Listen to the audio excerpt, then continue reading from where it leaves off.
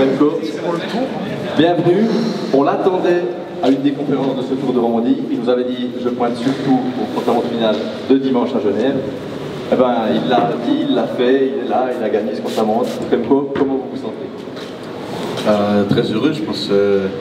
Terminer cette semaine avec une belle victoire ici au chrono, je pense que ça fait du bien pour la tête, pour l'équipe, pour la suite. Ça donne la motivation pour travailler encore plus dur. C'est juste, comment dire, un final assez bon pour moi. Ça rassure?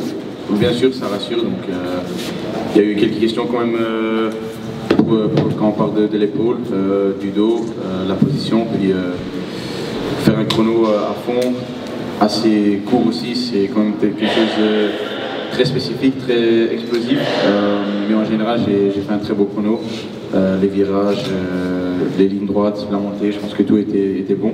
Et puis sortir avec une victoire, ça fait du bien. Est-ce que vous avez senti quand même dans l'épaule que ça a tapé, ça fait mal ou bien ça a rien du tout? Non, il y a eu, je pense, ils ont mis 5 kilos de tape autour de l'épaule, donc je pense ils l'ont mis assez stable. C'est qui est quand même quelque chose de nécessaire pour la position. Donc en général, j'ai rien senti. J'ai vu que vous étiez presque un zèbre. C'est un peu ça. Plus ou moins, oui, plus ou moins. Merci Remco. Question pour Remco Evenepoel dans l'assistance. Ils sont impressionnés. Le soir, Stéphane, jamais.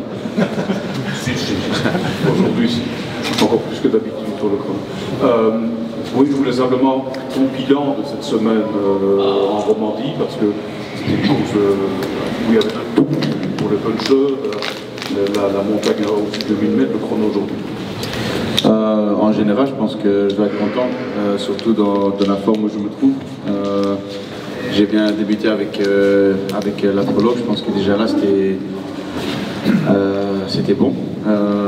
Puis c'était pas encore la première étape, je rappelle pas. Ah oui, c'était le sprint, donc là aussi c'était bien, j'étais bien dans le groupe, toujours bien positionné. Puis l'étape de vendredi, je pense que là j'aurais peut-être dû oser plus, attaquer un peu plus loin comme Vagny l'a fait, ou bien essayer de le suivre. Donc cette étape-là, j'étais un peu déçu de moi-même. Puis hier, j'ai donné le maximum, et puis encore aujourd'hui, j'ai donné le maximum. Donc peut-être, il y a toujours des petites questions. Est-ce que j'aurais dû pas essayer de me raccrocher plus longtemps hier, par exemple? Alors peut-être je fais un podium, peut-être je fais top 4, ça change toujours, mais je pense que c'était aussi bien pour Junior et pour moi de travailler ensemble, pour lui donner un peu de morale, pour l'aider et aussi pour me donner un objectif de le garder en course. Je pense que c'était en général une bonne semaine et surtout avec la victoire d'étape aujourd'hui, ça donne encore un meilleur feeling pour sortir. Peut-être que tu ne gagnes pas le chrono si tu... Attends, on va rien entendre. Et je dis, peut-être que tu ne gagnes pas contre la Mons, hier tu vas trop loin dans les Oui, peut-être. Je pense que c'était toujours difficile à dire. Mais c'est clair, si hier, peut-être, j'essaye de suivre jusqu'à 5 km d'arrivée, j'explose complètement, que les gens ne sont pas là du tout aujourd'hui. C'était un peu les mêmes tactiques comme au Dauphiné l'année passée, je pense. Donc là aussi, j'ai toujours fait mon propre rythme et j'ai toujours terminé 1 minute et demie, 45 secondes. Donc j'étais jamais au top dans les montagnes, mais j'ai quand même gagné le chrono. Donc c'était un peu la même chose cette semaine. Et la bonne chose, c'est que le Dauphiné, il était plus tard que le Tour de Romandie. Donc quand on regarde le Tour de France, je pense que j'ai encore beaucoup de temps. Donc je ne suis pas stressé pour le moment. Bon timing. Encore une question pour Remco? Oui, Remco, horaire clair, entre Romandie et Dauphiné, est-ce qu'il y aura aussi des reconnaissances de l'étape du Tour de France? Est-ce qu'il reste le temps pour faire ça encore? C'est difficile, je pense. La seule option, c'est étape numéro 10 qui aura lieu autour du départ de Dauphiné, je pense, donc autour de Clermont-Ferrand. Peut-être on va juste faire cette étape-là, mais sinon, je pense qu'il n'y a pas beaucoup de temps. Comme cette semaine, je vais essayer de récupérer, puis après, on part assez tôt en stage, donc il n'y a pas beaucoup de temps pour faire les récos. Et ça, c'est quand même à cause de la chute qu'il n'y a pas eu beaucoup de temps. Donc je pense que l'étape numéro 10, la première vraie étape en montagne, sera une des seules étapes qu'on va voir. Tu n'as pas fait encore de reconnaissance? Non. Autre question? Oui. Bonjour. Tu es venu en Romandie à donner un coup de projecteur sur cette compétition. C'est pas souvent qu'on a des fantastiques ici. Qu'est-ce que c'est pour toi cette pression médiatique au quotidien? On a vu encore ces jours qu'il se racontait beaucoup de choses. Comment tu vis tout ça et tout ce qui t'entoure, quoi?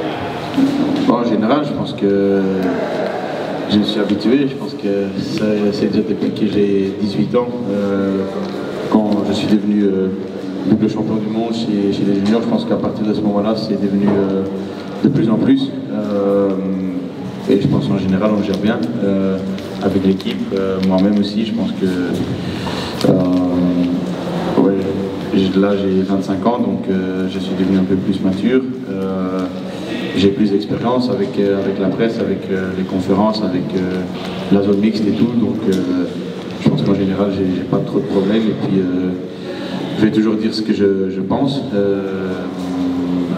sans être assez arrogant, disons, juste honnête. Et puis ça, c'est ma manière de communiquer avec tout le monde. Et puis dans mes yeux, c'est la bonne manière. Dans les yeux des autres, c'est pas toujours la bonne manière. Mais il faut être soi-même. Je pense que ça, c'est comment moi je suis dans la vie. Merci Remco pour ça.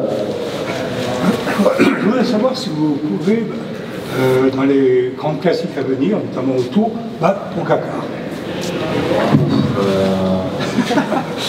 Bah c'est pour ça que je m'entraîne, bien sûr.